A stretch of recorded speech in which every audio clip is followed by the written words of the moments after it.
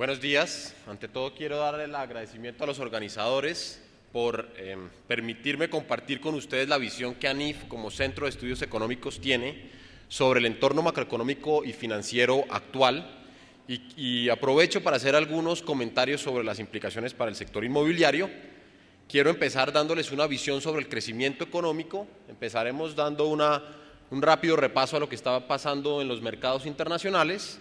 Pasaremos rápidamente a hablar sobre la tasa de cambio, seguiremos con todo lo que tiene que ver con la tasa de interés y la política monetaria, que casualmente es uno de los puntos de la pregunta que le hicieron al señor ministro, y concluiremos con una rápida revisión de qué es lo que está ocurriendo en el sector de la construcción, y les queremos presentar algo que infortunadamente el ministro no va a alcanzar a ver, que salió ayer reseñado en Portafolio. Es un nuevo índice que creamos en ANIF, para tratar de hacer una medición de cuál es la asequibilidad de la vivienda.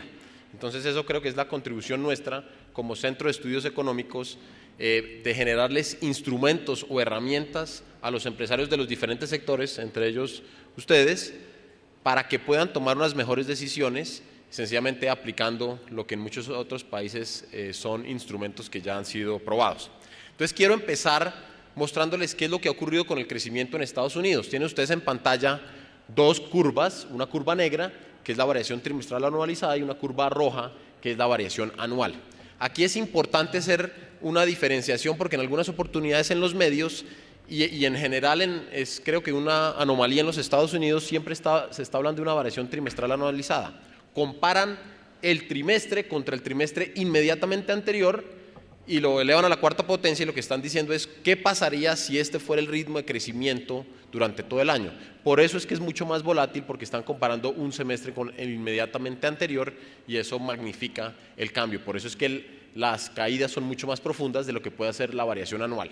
En Colombia nosotros siempre hablamos de la variación anual y eso es como tradicionalmente se expone, inclusive es la norma en el grueso del mundo. Estados Unidos es la excepción. Entonces, por esta razón, preferimos, para hacerlo más entendible para los colombianos, en general para todo el mundo, utilizar la variación anual, donde nos está diciendo que claramente, independiente de cómo lo midamos, pues ya parecemos haber pasado por lo peor, ya sea usando la variación trimestral anualizada con una contracción de 6.4%, que al uno ver ese número, pues uno queda alarmado, pero tiene que pensar que es una medición sobre el trimestre anterior, obviamente con una contracción aún en el segundo trimestre del 1% y con una contracción, con un rebote en esa variación del 4%. Cuando uno hace la variación anual, lo que uno está efectivamente suavizando y comparando el mismo trimestre de este año contra el trimestre equivalente del año anterior, lo que nos daría es que en este tercer trimestre estaríamos todavía contrayéndonos a una tasa del 2.3% y en el último trimestre del año 2009 se estaría todavía contrayendo una tasa de 0.2%.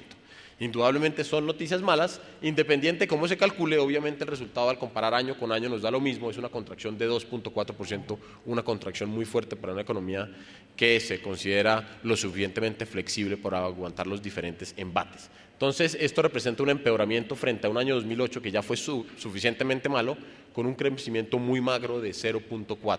Entonces indudablemente Estados Unidos, que sigue siendo el motor de la economía mundial, ha sufrido muy fuertemente. Vio unas caídas muy drásticas empezando desde el tercer trimestre del año 2008 y que se fue empeorando hasta llegar a ese nivel más bajo en el primer trimestre del año 2009, o si lo contabilizamos de la otra forma, pues la crisis más grave se vio en el último trimestre del año 2009.